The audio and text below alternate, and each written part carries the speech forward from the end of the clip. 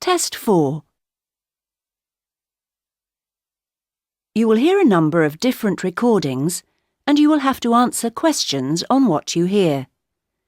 There will be time for you to read the instructions and questions and you will have a chance to check your work.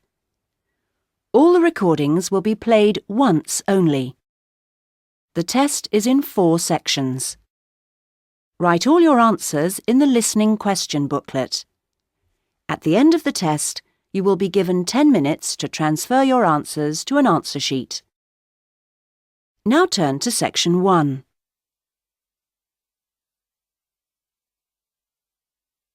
Section 1. You will hear a man telephoning an employment agency to register for job opportunities. First, you have some time to look at questions 1 to 10.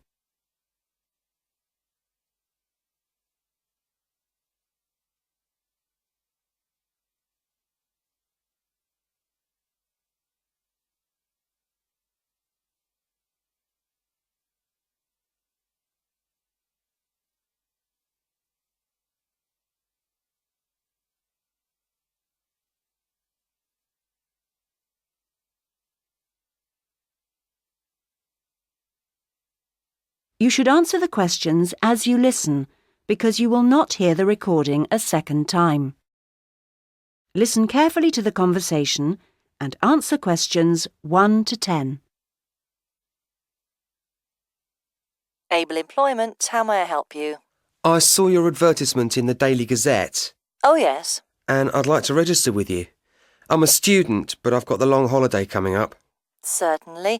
I'll just get the form ready. OK, let me take your details. Sure. Can I have your full name? It's Bowen. James Bowen. B-O-W-E-N. Right. And your address, please? Well, just now I'm staying at the youth hostel, I see. but I'm moving into a flat on Friday. Well, give me that one then. It's 4 Lion, like the animal, Road, Melford, MF4 5JB. OK.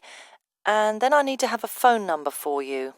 I don't know the number at the flat yet, but I could give you my mobile. That's 09954 721 822. Would that do? For the time being. But if you can let me know your new number when you can. Of course. Now, qualifications. What qualifications have you got? I mean, post-16 qualifications. Well, I stayed on at school till 18 and got my A-levels. Fine. Anything else? You said you were a student. Yes, and then I've done 2 years at college, so I've got my history diploma, though I don't know how useful that'll be for getting a job. Well, it depends. Everything counts in some way. And I also did an IT course this year, and that got me my computer skills certificate, which I certainly hope is relevant. It's different anyway. That's all really. That's quite a good range. And what about on the practical side? What work experience have you got? Well, not too much, because I've mainly been studying. Yes. But 2 summers ago I worked just as general assistant in a hospital for about 3 months. It was quite hard, but very interesting. OK. Anything else? If you include part-time work, Oh, yes. I've often worked in the college holidays as a tour guide, showing visitors round. That's quite enjoyable, meeting people. I'm sure. Now on to interests. There's space here for 2. What would you say? 2. Well, I like various sports, but I suppose we should put that I'm in the swimming club. I'm pretty committed to that. Yes, that sounds good. And for the other one, something different? I'm very keen on music too, and I love playing piano. I've been doing that for over 10 years now. Yes, I'll put that down. Well, that's more or less it for the time being. Uh-huh. Just one more thing. What I do need is your availability. Oh, yes. The college term finishes on June the 20th, and then I'm going to visit my parents. But I can be back and ready to start on June the 28th, if that seems okay. I'm sure it is. Now, what happens next is that I process this information, and then... That is the end of section 1. You now have half a minute to check your answers.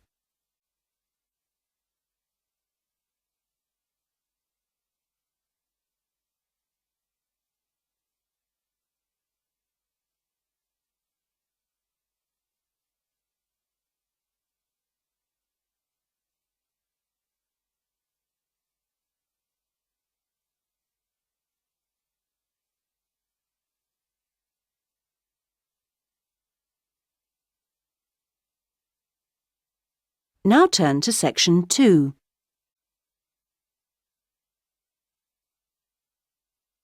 Section 2.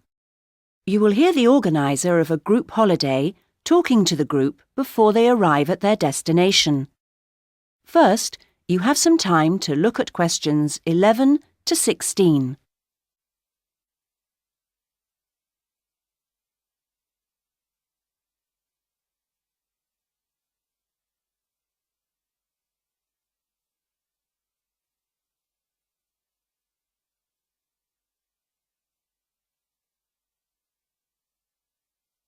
Now listen to the first part of the talk and answer questions 11 to 16.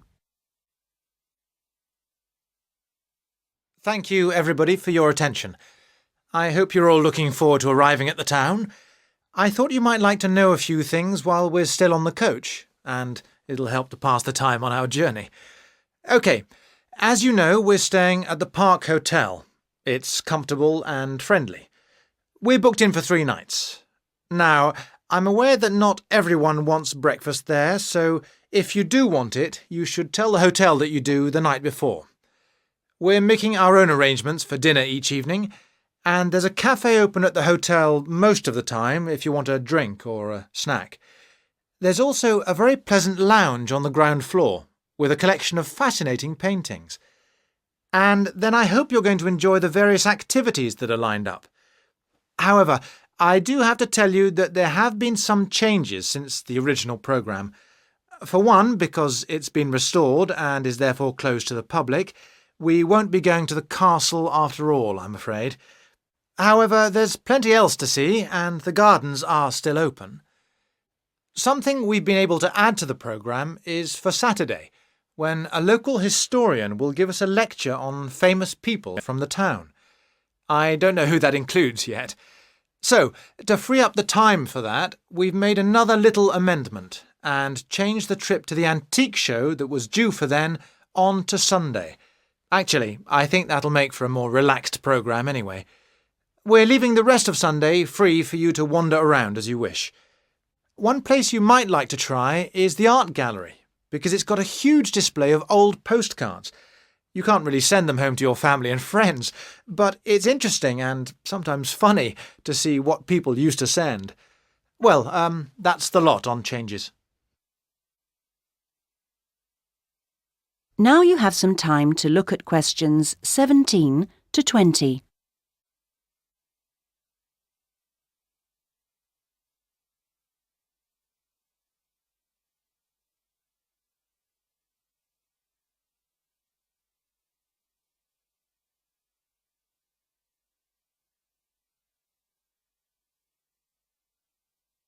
Now listen to the rest of the talk and answer questions 17 to 20.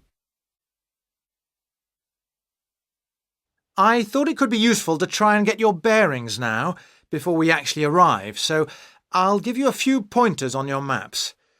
OK, first things first, the Park Hotel, because I assume you'll want to deposit your luggage before anything else. We'll be driving into the town from the west and stopping at the bus station. To get to the hotel, just go straight down the high street towards the railway bridge, and after the bridge, if you go left, you'll soon see it on the right. As I say, it's a nice place. You can check in, see your rooms, relax a little.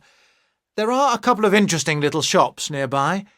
There aren't any internet facilities at the hotel, I'm afraid, so if you want to send any emails, you'll need to get yourselves to the internet cafe.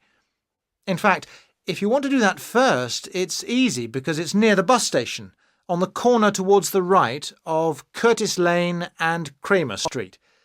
So, once you've done that, well, if you do that, then I suppose you'll be ready to do a bit of exploring.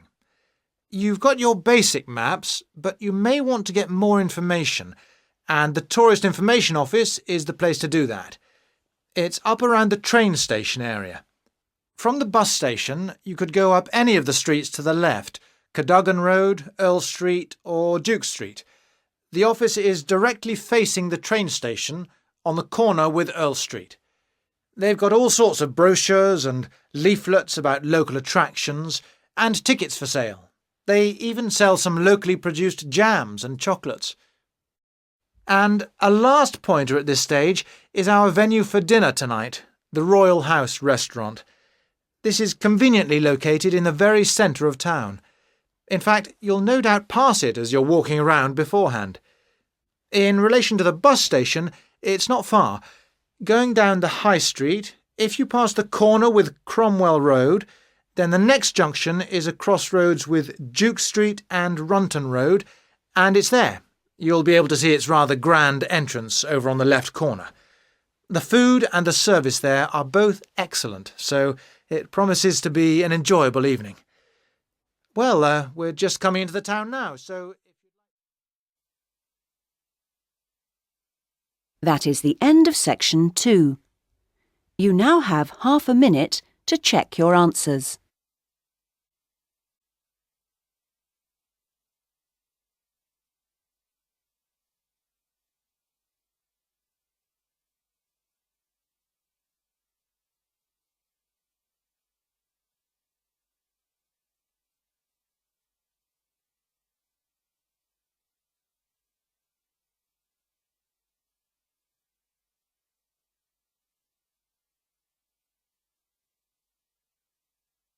Now turn to section 3.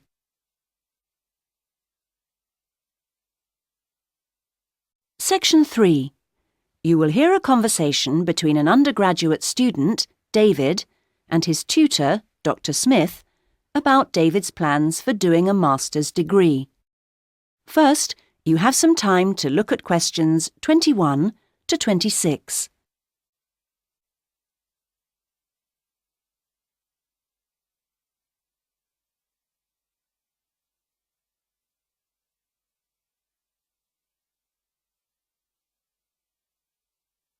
Now listen to the first part of the conversation and answer questions 21 to 26.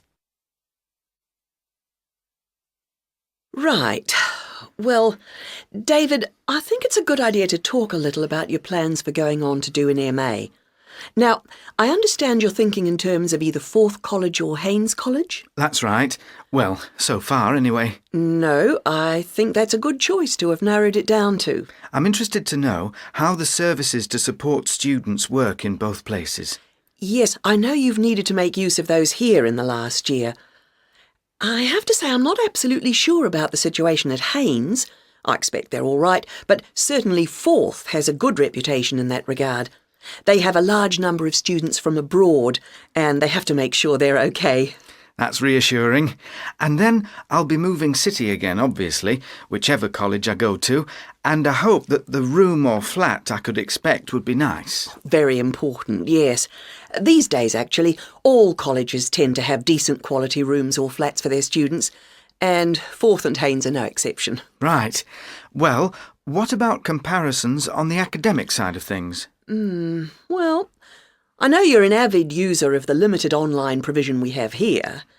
I think you'll find Haynes is about as developed, or not, as we are here, and that Forth has developed some pretty impressive stuff, which I'm sure you'd make the most of. Well, I'd certainly try. But that doesn't mean that the more traditional information sources, such as the good old-fashioned library, should be forgotten. No, of course not.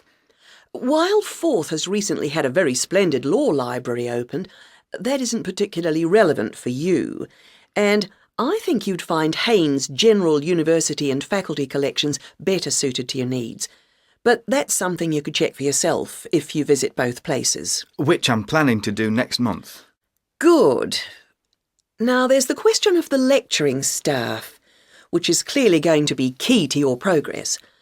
I think you'd find them adequate at Forth. There are some solid people working there, while Haynes have recently taken on some inspirational people, very cutting edge. It's a little hard to judge, though, because as a research student, it's not as if you have teaching all day, every day. No, I guess not. But I'll need to consult. Yes, and on the subject of research, in terms of the college's reputation for results, again, neither place is bad in any way, but I think you'll find, and you can check this on the Research Council's website, that Haynes has consistently scored very well. There's perhaps a little bit of an issue with non-completing doctorate students at Forth. Well, I'll certainly look at the website as you suggest. Fine. Now you have some time to look at questions 27 to 30.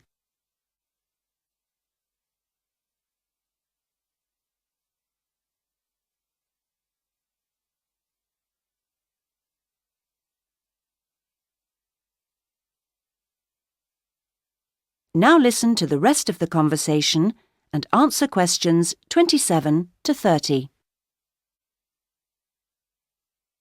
I'm still a bit anxious about making this next step. I know the level of competition is very high, especially in my area. It makes me feel rather daunted, and I wonder if in a new place I may be out on my own, if you know what I mean, compared to the sense of community here. I suppose it'll be down to my determination to succeed to get me through. Well, do remember how you felt when you arrived here. I'm sure you'll get on anywhere in the end. I hope so. And of course, you still don't know exactly where you want to end up. By the time you've completed your Masters, you'll have a clearer idea of whether you want to progress to doctorate level. It's possible, I suppose, that you'll begin to see how much you might be interested in picking up some bits of lecturing earlier than that, since your area's fairly specialised, and may put you in demand sooner than you think. To establish yourself in your area of expertise, it would be sensible to think in terms of getting your stuff into one or two of the journals, converting parts of your dissertation into suitable formats for them. That'll stand you in good stead, whatever else you decide to do. That sounds like good advice, thanks. Actually, I think master's level studying has improved in some ways over the last few years. The internet you love so much was always going to make all kinds of studying easier. Or that's the idea, anyway. I'm not sure it really has the impact you might think. What I've found impressive is the way courses have developed to be more adaptable, more able to fit in with all the other demands in people's lives.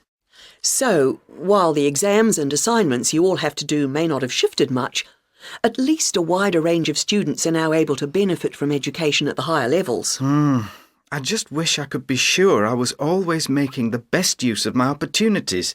At the end of each week, I usually feel I could have got more done, arranged things differently, been more efficient somehow. I've got a lot better at taking down notes during seminars and lectures, which means, I think, that my written work has benefited to some degree, so there's progress on some fronts at any rate. Yes, it's interesting seeing... That is the end of section 3. You now have half a minute to check your answers.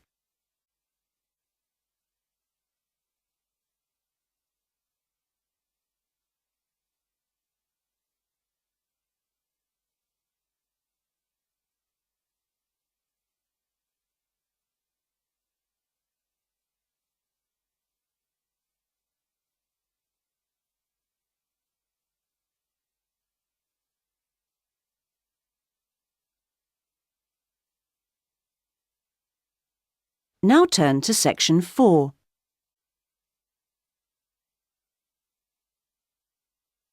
Section 4. You will hear a writer giving a talk about the different kinds of writing that the audience might want to try doing. First, you have some time to look at questions 31 to 40.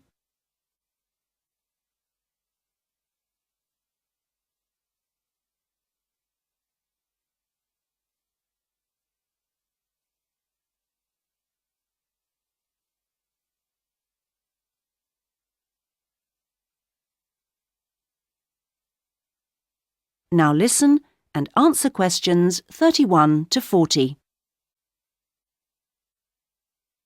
So I'm now going to say a few words about the various different kinds of writing you may want to consider.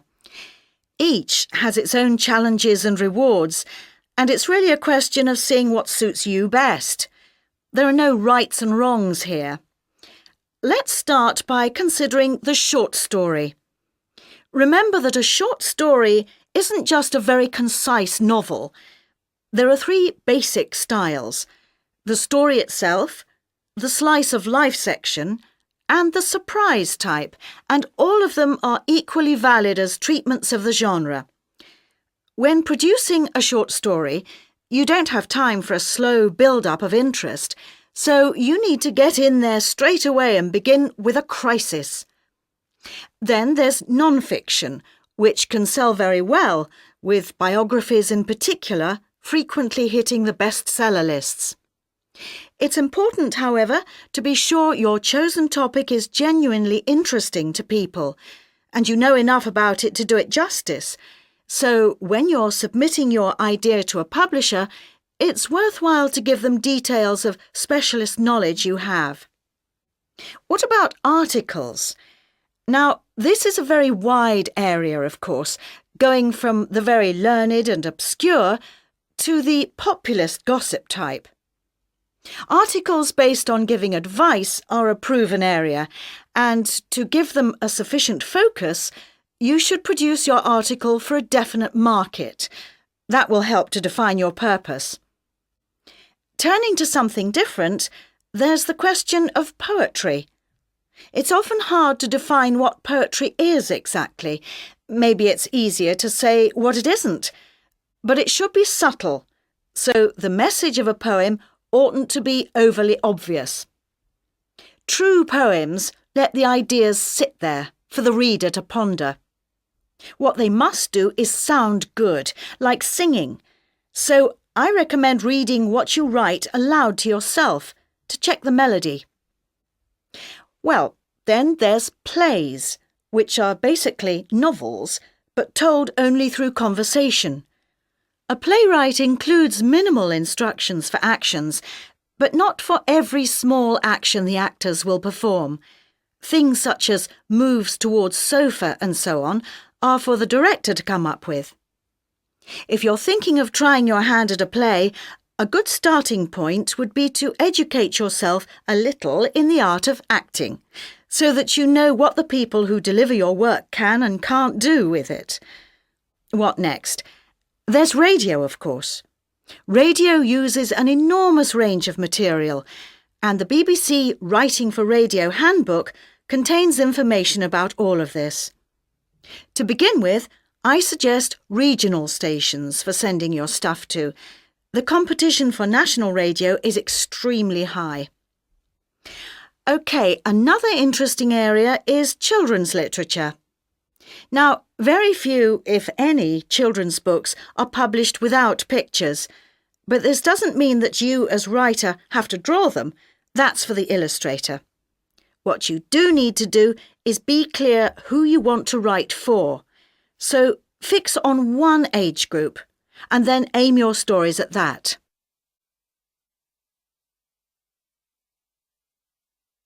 Right, I've saved what I consider to be the best and the hardest till last, the novel. Very long and very difficult to do well, but certainly not impossible, as any bookshop shelves will confirm. One of the first things to decide is from what point of view you will tell your story. A popular choice is the first person, and this technique certainly gives a sense of immediacy for the reader, while many new writers find it easier to project themselves into their main character if they can write in his or her name. But that assumes, of course, that the main character is somehow like the writer, which may or may not be the case. Meanwhile, if your book is all narrated by I, you can only put into your story things which are experienced by that character, which may prove to be rather restricting. Now, there are all sorts of pitfalls for the novelist, and many of them relate to the issue of providing a balanced narrative. Every time you introduce a character into the story, you have decisions to make. Of course, you want to populate your landscape with a variety of people to maintain interest, but don't feel you have to decorate every one of them in elaborate detail. The same goes for irony. All too often, an inexperienced writer will create a strong ironic situation and then spoil it by spelling out what they mean by it, as if readers were too stupid to understand. A few contrasting details should serve to make the point clear. A big challenge for new novelists is dialogue. What is the relationship between conversation as people really speak and as it is in novels? Well, it depends. If you recorded actual conversations and copied them straight into your narrative, readers would get confused and bored, all those unfinished sentences going nowhere. On the other hand, you don't want to write out page-long utterances by characters, as these will seem unrealistic to an extreme, but you can insert minor descriptions and actions to vary the pace and add interest. Well, I hope what I'm saying is encouraging and not too off-putting about the various difficulties. Are there any questions at this point? That is the end of section 4. You now have half a minute to check your answers.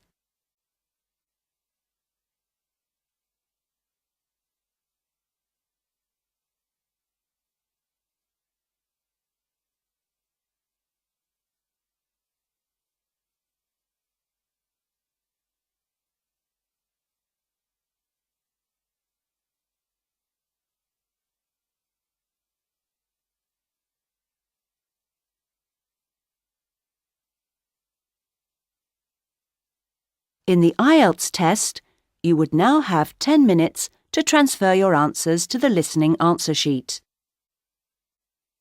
That is the end of test 4.